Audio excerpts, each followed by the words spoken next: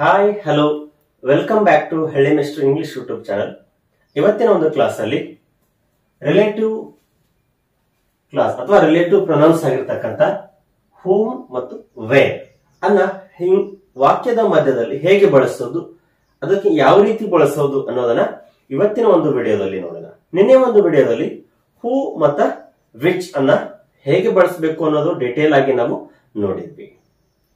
So ಯಾರು ನಮ್ಮ channel ಹೊಸದಾಗಿ ನೋಡ್ತಾ ಇದ್ರಿ ದಯವಿಟ್ಟು ಸಬ್ಸ್ಕ್ರೈಬ್ ಮಾಡ್ಕೊಳ್ಳಿ. ವಿಡಿಯೋ ಇಷ್ಟ ಆದ್ರೆ ಲೈಕ್ ಮಾಡಿ. ಅದೇ ರೀತಿ ಪಕ್ಕದಲ್ಲಿರ್ತಕ್ಕಂಥ ನೋಟಿಫಿಕೇಶನ್ ಮೇಲೆ ಕ್ಲಿಕ್ ಮಾಡಿ ಸೆಲೆಕ್ಟ್ ಆಲ್ ಅಂತ ಟೈಪ್ ಮಾಡ್ಕೊಳ್ಳಿ. ಅಂದ್ರೆ ನಾವು ಮಾಡ್ತಕ್ಕಂಥ ಯಾವುದೋ ವಿಡಿಯೋಗಳು ಕೂಡ ನಿಮಗೆ ಮಿಸ್ ಆಗೋದಿಲ್ಲ. ಸೊ ವಿಡಿಯೋವನ್ನು ಎಂಡ್ ವರೆಗೂ ನೋಡಿ, ಅಂದ್ರೆ ಡಿಟೇಲ್ ಆಗಿ ನಿಮ್ಗೆ ಪ್ರೊನೌನ್ ಅನ್ನ ಹೇಗೆ ಬಳಸಬೇಕು, ರಿಲೇಟಿವ್ ಪ್ರೊನೌನ್ ಅನ್ನೋದು ಈಸಿಯಾಗಿ ಅರ್ಥ ಆಗುತ್ತೆ. Okay, let's move to the class. Relative pronoun.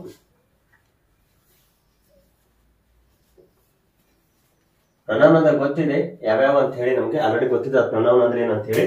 ಇಲ್ಲಿ ರಿಲೇಟಿವ್ ಪ್ರೊನೌನ್ಸ್ ಅಂದ್ರೆ ಇವು ಸಬ್ಜೆಕ್ಟ್ ಗಳಾಗಿ ಕೆಲಸವನ್ನ ಮಾಡ್ತೇವೆ. ಅಂದ್ರೆ ಹಿ ಶಿ ಇಟ್ಗಳ ಬದಲಾಗಿ ಇವುಗಳನ್ನ ನಾವು ಆ ಒಂದು ವಾಕ್ಯದಲ್ಲಿ ನಾವು ಬಳಸ್ತೇವೆ. ಯಾಕೆ ಬಳಸ್ತೇವೆ ಅಂತಂದ್ರೆ ಒಂದು ಪರ್ಟಿಕ್ಯುಲರ್ ಆಗಿ ಒಂದು ವ್ಯಕ್ತಿ ಬಗ್ಗೆ ಡಿಸ್ಕ್ರೈಬ್ ಮಾಡಬೇಕಾದ್ರೆ, ಒಂದು ಪ್ಲೇಸ್ ಬಗ್ಗೆ ಡಿಸ್ಕ್ರೈಬ್ ಮಾಡಬೇಕಾದ್ರೆ ಅವಾಗ ಈ ಒಂದು ಪ್ರೊನೌನ್ ಬಗ್ಗೆ ನಾವು ಜಾಸ್ತಿ ಹೇಳ್ತಾ ಇರ್ತೇವೆ.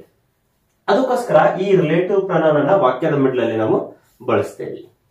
ಅದರ ನೆಕ್ಸ್ಟ್ ನೋಡಿ, ಹೂಮ್ ಅನ್ನೋದನ್ನ ಪರ್ಸನ್ ಗಳಿದ್ದಾಗ ನಾವು ಬಳಸ್ತೇವೆ. ಹೂಮ್ ಅಂದ್ರೆ ಯಾರಿಗೆ ಅಥವಾ ಯಾರನ್ನು. ವೇರ್ ಅನ್ನ ನಾವು ಪ್ಲೇಸಸ್ ಅಂದ್ರೆ ಸ್ಥಳಗಳ ಬಗ್ಗೆ ಹೇಳುವಾಗ ನಾವು ವೇ ಅನ್ನ ನಾವು ಬಳಸ್ತೇವೆ. ಹೂ ಅಥವಾ ಹೂಮ್ ಅಥವಾ ದ್ಯಾಟ್ ಅನ್ನು ಬಳಸ್ತೇವೆ. ಅದ್ರ ಬಗ್ಗೆ ನಾನು ನೆಕ್ಸ್ಟ್ ವಿಡಿಯೋದಲ್ಲಿ ಹೇಳ್ತೇನೆ. ಹೂ ಮತ್ತು ಹೂಮ್ ಅನ್ನ ಪರ್ಸನ್ ಗಳಿದ್ದಾಗ ಬಳಸ್ತೇವೆ. ವೇರ್ ಅನ್ನ ಪ್ಲೇಸ್ ಗಳಿದ್ದಾಗ ನಾವು ಬಳಸ್ತೇವೆ. ವಿಚ್ ಅನ್ನ ವಸ್ತುಗಳಿದ್ದಾಗ ನಾವು ಬಳಸ್ತೇವೆ. ನೋಡಿ, this is my brother whom you met at our house. The girl whom I met is my best friend. This is the manager whom you scolded yesterday. The patient whom you treated yesterday is dead. The student whom I spoke is in abroad. The hotel where we stayed was excellent.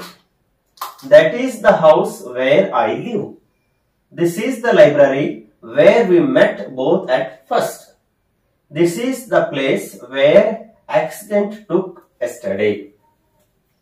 The library where I go every day. This is the place where Buddha was born. ನೋಡಿ, ಇವುಗಳು ಹೇಗೆ ಬಳಸಿದ್ದೇನೆ ಅನ್ನೋದನ್ನ ನೋಡ್ಕೊಳ್ತಾ ಹೋಗೋಣ. ಇಲ್ಲಿ ನೋಡಿ, ಹೂಮ್ ಅನ್ನ ಇಲ್ಲಿ ಬಳಸಿದೆ. ನಾವು ಸ್ವಲ್ಪ ಅಬ್ಸರ್ವ್ ಮಾಡ್ಕೊಳ್ಳಿ. ಇಲ್ಲಿ ವೇರ್, ಇಲ್ಲಿ ಕೂಡ ವೇರ್, ಇಲ್ಲಿ ಬಳಸಿದ್ದೇವೆ, ಇಲ್ಲಿ ಬಳಸಿದ್ದೇವೆ. ಅಂದ್ರೆ ವಾಕ್ಯದ ಮಿಡ್ಲಲ್ಲಿ ನಾವು ಬಳಸ್ತೇವೆ ಅಂತ ಹೇಳಿದ್ವಿ. ಆ ನಂತರ ಬರ್ತಕ್ಕಂಥದ್ದು ಏನಾಗುತ್ತೆ, ಅದು ರಿಲೇಟಿವ್ ಕ್ಲಾಸ್ ಅಂತ ಆಗುತ್ತೆ ಅಥವಾ ರಿಲೇಟಿವ್ ಸೆಂಟೆನ್ಸ್ ಅಂತ ಆಗುತ್ತೆ. ಹೌದಾ? ನೋಡಿ, this is my brother whom you met at our house. ನೀನು ನಮ್ಮ ಮನೆಯಲ್ಲಿ ಭೇಟಿಯಾಗಿದ್ದಲ್ಲ, ಅವನು ನನ್ನ ಸಹೋದರ. ಹೂಮ್, ಯಾರಿಗೆ ನೀನು ನಮ್ಮ ಮನೆಯಲ್ಲಿ ಭೇಟಿಯಾಗಿದ್ದಲ್ಲ, ಯಾರನ್ನು ಭೇಟಿಯಾಗಿದ್ದಲ್ಲ, ಅವನು ನನ್ನ ಸಹೋದರ ಅಂತ ಹೇಳ್ತೇವೆ. ಅಂದ್ರೆ ಇಲ್ಲಿ ಯಾರ ಬಗ್ಗೆ ಹೇಳ್ತಾ ಇದ್ದೀವಿ? ಬ್ರದರ್ ಬಗ್ಗೆ ಇಲ್ಲಿ ನಾವು ಡಿಸ್ಕ್ರೈಬ್ ಮಾಡ್ತೀವಿ. ಯಾರು, ಯಾರಿಗೆ ಅಂತ ಕೇಳ್ತಾ ಇದ್ದೇವೆ, ಅವನ ಬಗ್ಗೆ ಹೇಳ್ತಾ ಇದ್ದೇವೆ ನಾವು. This is my brother whom you met at our house.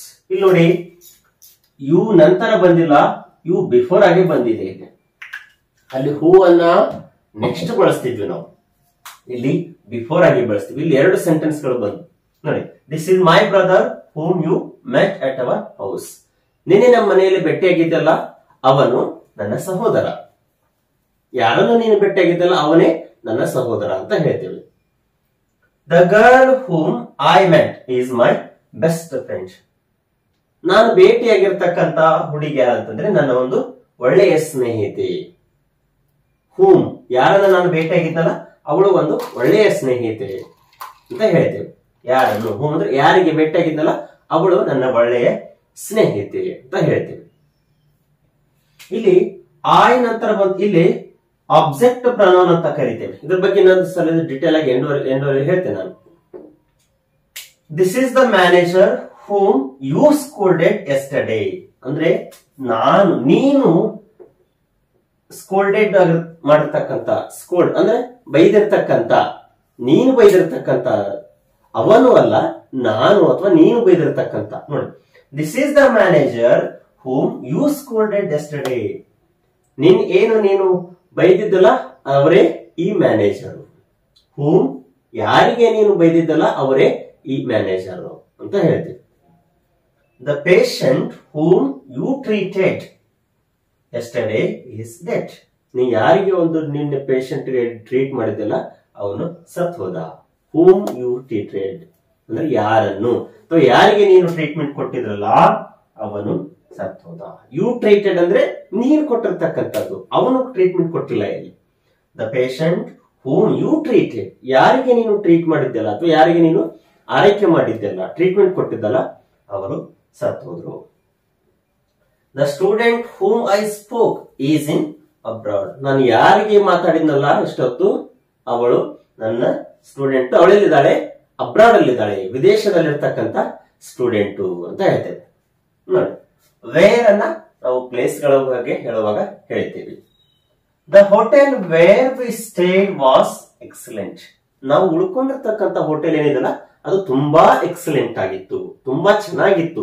ನಾವ್ ಎಲ್ಲಿದ್ವಲ್ಲ ಹೋಟೆಲ್, ಆ ಹೋಟೆಲ್ ಎಲ್ಲಿ ನೋಡಿ, ನಾವ್ ಎಲ್ಲಿರ್ತಕ್ಕ ಹೋಟೆಲ್ ಅಲ್ಲಿ ಅದು ತುಂಬಾ ಚೆನ್ನಾಗಿತ್ತು ಅಂತ ಹೇಳ್ತೀವಿ. ಅಂದ್ರೆ ಈ ಹೋಟೆಲ್ ಬಗ್ಗೆನೇ ನಾವು ಹೇಳ್ತಾ ಇದ್ದೀವಿ, ಹೌದಲ್ವಾ? That is the house where I live. ಅದೇ ಆ ಮನೆ, ನಾನು ವಾಸ ಮಾಡ್ತಕ್ಕಂಥ ಮನೆ. ಅದೇ ಮನೆ ಅಂದ್ರೆ ಆ ಒಂದು ಮನೆಯ ಬಗ್ಗೆ ನಾನು ಹೇಳ್ತಾ ಇದ್ದೀನಿ ಪರ್ಟಿಕ್ಯುಲರ್ ಆಗಿ. This is the library where we met both at first. ನಾವು ಏನಂತಂದ್ರೆ ಪ್ರಥಮವಾಗಿ ಅಂದ್ರೆ ಮೊದಲಿಗೆ ನಾವ್ ಎಲ್ಲಿ ಭೇಟಿಯಾಗಿದ್ವಲ್ಲ ಅದೇ ಈ ಲೈಬ್ರರಿ. ಯಾವ ಲೈಬ್ರರಿ? ಈ ಲೈಬ್ರರಿ ಅಂದ್ರೆ ಇದ್ರ ಬಗ್ಗೆ ನಾವು ಹೇಳ್ತಾ ಇದ್ದೇವೆ. ವಿ ಮೆಟ್ ಎಟ್ ಫಸ್ಟ್, ನಾವು ಮೊದಲಿಗೆ ಭೇಟಿಯಾಗಿದ್ವಲ್ಲ ಅದೇ ಈ ಲೈಬ್ರರಿ ಅಂತ ಹೇಳ್ತಾ ಇದ್ದೇವೆ. This is the place where accident took yesterday. ಇದೇ ಆ ಜಾಗ, ನಿನ್ನೆ ಏನಾಯ್ತು ಇಲ್ಲಿ ಆಕ್ಸಿಡೆಂಟ್ ಆಗಿತ್ತು ಅಂತ ಹೇಳ್ತೇವೆ. ಇದೇ ಆ ಜಾಗ ಅಂದ್ರೆ ಈ ಜಾಗದ ಬಗ್ಗೆ ಹೇಳ್ತಾ ಇದ್ದೇವೆ. ಯಾವ್ದನ್ನ? ವೇರ್, ಯಾವ್ದು ಆಕ್ಸಿಡೆಂಟ್ ಆಗಿತ್ತಲ್ಲ ಅದೇ ಈ ಜಾಗ ಅಂತ ಹೇಳ್ತಾ ಇದ್ದೇವೆ. The library where I go every day. Which library ಅಂತ ಕೇಳ್ತೀವಲ್ಲ, ಯಾವ library? The library where I go every day. ನಾನು ಪ್ರತಿದಿನ ಹೋಗ್ತಕ್ಕಂತ ಲೈಬ್ರರಿ, ನಾನು ಪ್ರತಿದಿನ ಹೋಗ್ತಕ್ಕಂತ ಹೋಟೆಲು. ವಿಚ್ ಹೋಟೆಲ್ ಅಂತ ಕೇಳಿದಾಗ ಪರ್ಟಿಕ್ಯುಲರ್ ಆಗಿ ಹೇಳ್ತಾ ಇರ್ತೀವಿ ನಾವು. ಯಾವ ಹೋಟೆಲು, ಯಾವ ಲೈಬ್ರರಿ, ಯಾವ school. The school which I work, ನಾನು ಕೆಲಸ ಮಾಡ್ತಕ್ಕಂಥ ಶಾಲೆ. ಆ ರೀತಿ ಪರ್ಟಿಕ್ಯುಲರ್ ಆಗಿ ಕೇಳಿದಾಗ ಈ ರೀತಿ ನಾವು ಸ್ಪೋಕನ್ ಇಂಗ್ಲಿಷ್ ಅಲ್ಲಿ ಅಥವಾ ರಿಟರ್ನ್ ಅಲ್ಲಿ ನಾವು ಹೇಳ್ತೀವಿ. The library where I go every day, ನಾನು ಪ್ರತಿದಿನ ಹೋಗ್ತಕ್ಕಂಥ ಲೈಬ್ರರಿ, ಗ್ರಂಥಾಲಯ ಅಂತ ಹೇಳ್ತೀವಿ. This is the place where Buddha was Born. ಇದೇ ಆ ಜಾಗ, ಬುದ್ಧ ಜನಿಸಿರ್ತಕ್ಕಂಥ ಸ್ಥಳ. This is the place where accident took place. ಇದೇ ಆ ಜಾಗ, ಆಕ್ಸಿಡೆಂಟ್ ಆಗಿರ್ತಕ್ಕಂಥ ಒಂದು ಜಾಗ. ನೋಡಿ, whom ಮತ್ತು ವೇರ್ ಅನ್ನೋದನ್ನ ಹೇಗೆ ಬಳಸಬೇಕು ಅನ್ನೋದನ್ನ ನೋಡಿದ್ವಿ. ಅಂದ್ರೆ ಇವು ರಿಲೇಟಿವ್ ಪ್ರನೌನ್ ಗಳಾಗಿ ಕೆಲಸ ಮಾಡ್ತೇವೆ.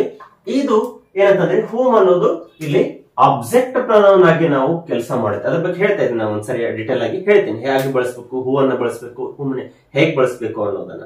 ಸೊ ಇವತ್ತಿನ ಒಂದು ತರಗತಿಯಲ್ಲಿ ಹೂಮ್ ಮತ್ತು ವೇರ್ ಅನ್ನ ರಿಲೇಟಿವ್ ಪ್ರನೌನ್ ಆಗಿ ಹೇಗೆ ಬಳಸಬೇಕು, ಅದರ ಅರ್ಥ ಏನಾಗುತ್ತೆ, ಯಾವಾಗ ಬಳಸಬೇಕು ಅನ್ನೋದನ್ನ ಈ ಒಂದು ವಿಡಿಯೋದಲ್ಲಿ ನೋಡಿದ್ವಿ. ಇದೇ ರೀತಿ ನಾಳೆ ಒಂದು ವಿಡಿಯೋದಲ್ಲಿ ನೆಕ್ಸ್ಟ್ ಬರ್ತಕ್ಕಂತ ರಿಲೇಟಿವ್ ಪ್ರನೌನ್ ಬಗ್ಗೆ ನೋಡೋಣ. ಅಲ್ಲಿವರೆಗೂ keep watching our videos and have a nice day. Thank you.